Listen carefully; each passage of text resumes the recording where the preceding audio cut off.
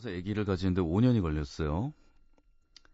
그리고 그 5년 동안 매달 머리칼 뽑아가지고서 중금속 검사야 뭐야 이런 걸 하면서 아기를 가질 수가 있느냐. 우리 여자친구가 그러니까 지금은 우리 와이프죠. 와이프가 방사선 치료를 받았으니까 그 이후에 임신을 해도 되냐 마냐라는 걸 계속 마음 졸이면서 검사를 할 때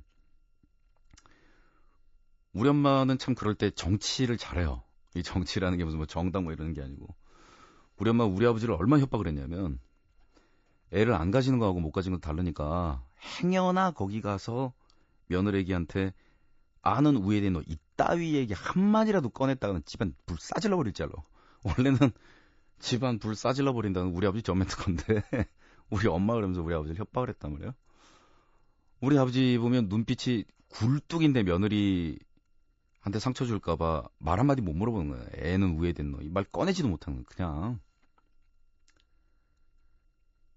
그러다가 병원에서 아기를 가져도 좋을 것 같다라는 연락이 왔고 제가 전화를 받자마자 전화를 떼기치고 오후였는데 집에 들어서 바로 아기를 만들어 원샷 원키로째 만들었잖아요.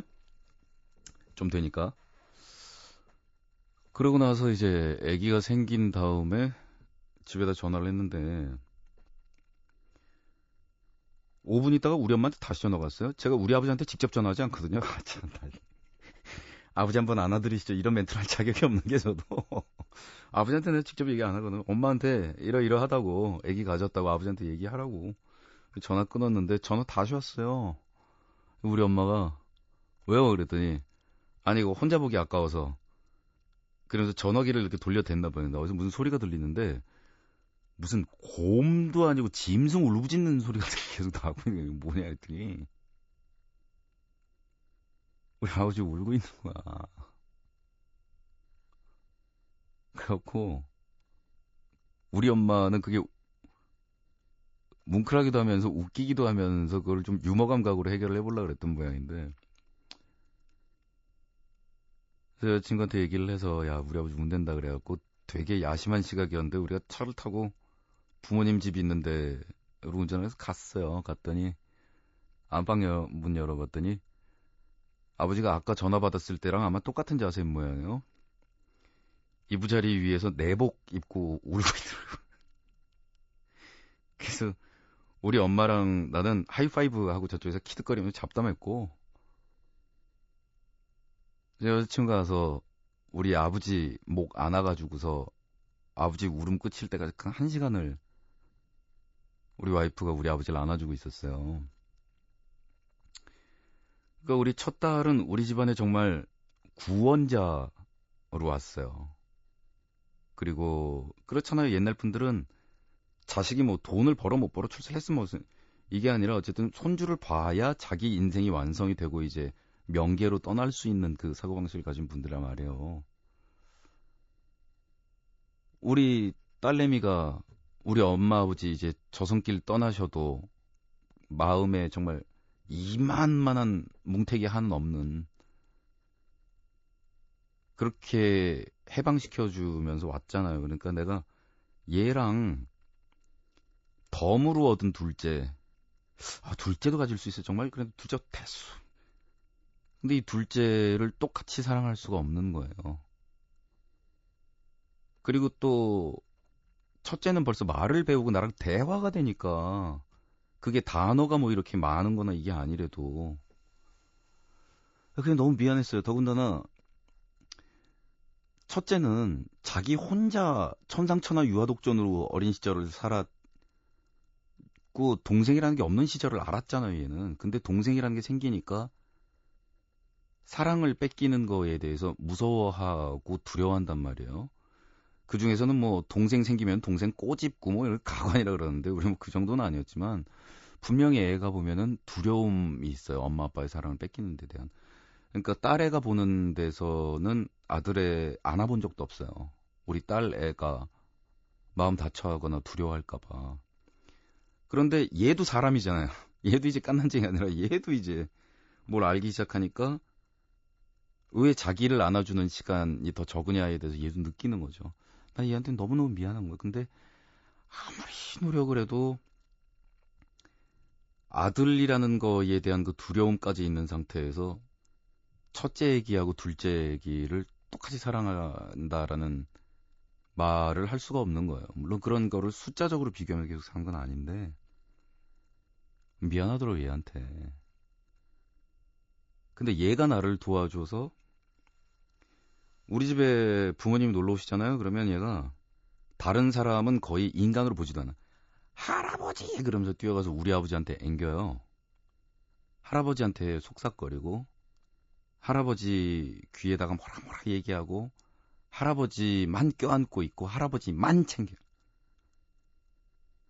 그리고 할아버지가 그러니까 우리 아버지가 우리 집에 왔다 안경을 놓고 가셨는데 요 꼬맹이가 3살 땐가 그때 뭐라 그랬냐면 자기가 집에 있었으면 할아버지 안경 챙겨줬는데 자기가 없어서 놓고 가셨다. 결국 제가 유학 생활할 때 나 우리나라 돌아가면 우리 아버지 안아주리라라고 생각한 게 제가 30살 때예요. 그리고 공항에서 아버지 집에 도착해서 문 앞에서 제가 마음속으로 열을 센 다음에 문을 박차고 뛰어들어가서 한 번 안았어요. 그게 시작이었어요. 하지만 계속 그러진 못했어요. 해프닝이었어요. 해프닝. 한 번 표현한 거 정도였지. 그런데 얘가 더 이상 자세한 우리 아버지와 저와의 이야기 혹은 우리 아버지 개인사는 너무 그건 개인적인 거라서 더 말씀을 못 드리겠지만 정말로 얘가 우리 아버지의 모든 하늘 다 풀어주는 거야 싶을 정도로 우리 아버지한테 매달려서 뽀뽀하고 볼 부비고 안고 그러는 거를 보고 저희가 마음속으로 그런 생각이 들었어요. 내가 죽을 때까지 어떻게 해도 갚을 수 없는 신세를 너한테 줬다. 고맙고 미안하고 내가 해야 될 일을 네가 우리 아버지한테 해줬으니까 아버지가 죽을 때까지 너한테 정말 잘할게. 정말 정말 고맙다. 이 신세를 내가 너한테 죽을 때까지 무슨 수를 쓰는들 내가 너한테 이 신세를 갚겠니? 그러고 나니까 이제는 애들한테 그런 얘기를 할 수 있게 됐어요. 사랑은 내가 큰애, 우리 딸내를 많이 많이 사랑한다고 해서 작은 애에 대한 사랑이 줄어드는 것도 아니고 점점 더 커지는 거고 이런 얘기들을 하면서 이제는 나는 이 둘이 똑같이 소중해. 초보 아빠가 이 정신적인 균형을 잡는 거는 모르겠어요. 제가 인격이 모자라서 그런지 모르겠는데 저한테는 쉬운 일은 아니었어요, 사실은. 아들내미가 도와줬으니까 가능한 일이었던 것 같아요.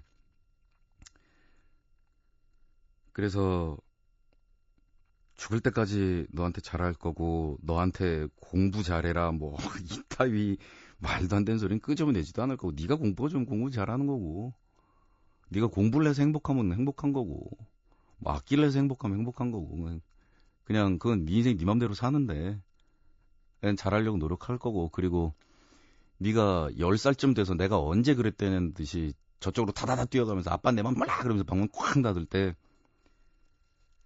그때도 나는 우리 막내한테 내가 평생 못 갚을 빚이 있어라는 거를 기억하고 있을 거고 그리고 네가 이제 머리 위에 뿔이 좀 나서 이렇게 가지가 몇 개가 갈려져서 이제 좀 숫사슴 같은 모습이 돼가지고 나를 노려다보면서 아버지는 그런 캐캐묵은 사고방식을 아직도 못 버리고 있는 세상이 이 모양인 거고 아버지는 그냥 계속 그러니까 그 아버지는 옛날 사람이라고 그러면서 부릅뜨고 나를 노려볼 때도 네가 나한테 어떤 일을 해준 아들이었는지를 내가 기억을 할 것이고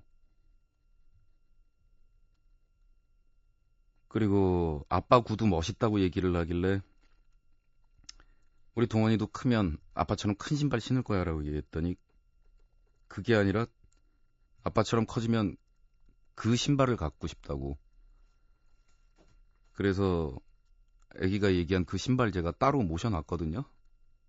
안 신기로 하고 물론 이 녀석이 나이가 든 다음에 그 신발 물려준다 그러면 이 영감이 더럽게 자기가 신던 신발을 나한테 뭘 신으라고 미쳐.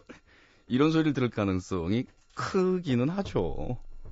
그건 아는데 그럼에도 불구하고 그 신발을 갖고 싶다 그랬으니까 따로 모셔놨어요. 처음부터 부모가 어딨어요. 처음부터 자식이 어딨어요. 그래서 세월이 변하고 많은 게 바뀌지만, 그리고 제가 살면서 내 입에서 정말 이런 말이 튀어나올지는 몰랐지만, 가족은 모든 것이에요. 가장 기본적인 출발점인 게 아니라 그 모든 것이고 그게 다예요. 그런 면에서 저는 세상 모든 사람들이 다 그렇게 살고 있는 건 아니니까 어마무지한 행운을 누리면서 살고 있는 사람이죠. 사람이 살면서 그 기억이라는 게, 기억은 이제 정보잖아요. 근데 추억은 그 기억이라는 정보가 감정과 색채가 입혀지면서 거기에 감동과 느낌과 이런 것들이 덧대지면서 변하는 것이잖아요. 뭔 얘기하려고 그러다가 갑자기 무슨 논리적인 이상한 표현을 하면서 까먹어. 그런데 세상 살면서 행복해지는 굉장히 속성 지름길, 이게 왕도가 존재하느냐? 몇 개가 있는 것 같아요. 그러니까 뭐냐면, 보통 사람이 시간이 지나고 나면 나는 그때가 정말 행복했었어라고 알잖아요. 그리고 시간이 지나고 나면 그 시절이 내 인생에 정말 바꿀 수 없는 시간이었어라고 알잖아요. 그렇게 얘기를 할 때 타임머신을 타고 딱 돌려보내서, 자, 네가 네 인생에서 가장 행복했던 시간이야 라는 시간으로 돌려보내주면, 그럼 정말 행복하겠죠. 얼마 전에 그 방송 프로그램 찍으면서 우리 엄마 아버지 그리고 우리 집 식구들이 전부 벚꽃놀이 나들이를 갔었는데, 엄마 아버지는 벤치에 앉아 계셨고 우리 애기들은 뛰어놀고 있었어요. 모르겠어요. 조금만 지나면 아마 우리 아버지 어디 좀 많이 아프실 것 같은 생각도 많이 들고, 조금만 더 지나면 애들 머리 크면서 엄마 아빠 따라서 벚꽃놀이 가자 그러면 비웃을 거예요. 그런데 지금 우리 가족 중에서 아무도 크게 아픈 사람이 없고, 아직도 어머니 아버지가 거동이 가능하시고, 그리고 우리 애기들이 이렇게 남한테 해코지나 박해당한 기억 없이 웃고 여기를 뛰어다니고, 그리고 무엇보다 내 여자친구가 이렇게 무사한 모습으로 내 옆에 있는 이 시기, 요 순간이 내 인생의 절정의 순간이로구나 라는 거를 시간이 지나지 않은 현재 실시간에서 내가 느낀다면 나는 세상에서 제일 행복한 사람일 거다 라는 생각을 했었고요. 그래서 그 순간 저는 정말로 세상에서 제일 행복한 사람이었던 것 같아요. 그리고 현재까지 또 그렇습니다. The best of times인 거죠.